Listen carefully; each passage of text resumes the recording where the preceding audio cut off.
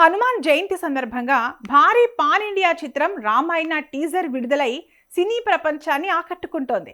ప్రముఖ దర్శకుడు నితీష్ తివారీ దర్శకత్వంలో నమిత్ మల్హోత్రా నిర్మాణంలో ఈ మైథలాజికల్ ప్రాజెక్ట్ తెరకెక్కుతోంది. శ్రీరాముడి పాత్రలో రణబీర్ కపూర్ ఫస్ట్ లుక్ ప్రేక్షకులను మంత్రముగ్ధులను చేస్తోంది.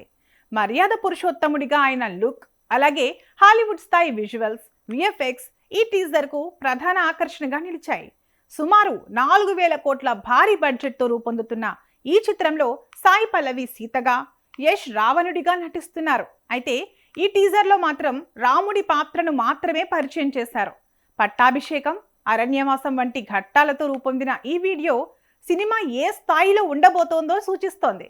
రామాయణ పార్ట్ 1 2026 దీపావళికి, పార్ట్ 2 2027 దీపావళికి విడుదల కానుంది. ఇప్పటికే ఈ టీజర్ అంచనాలను రెట్టింపు చేస్తూ సోషల్ మీడియాలో వైరల్ అవుతోంది.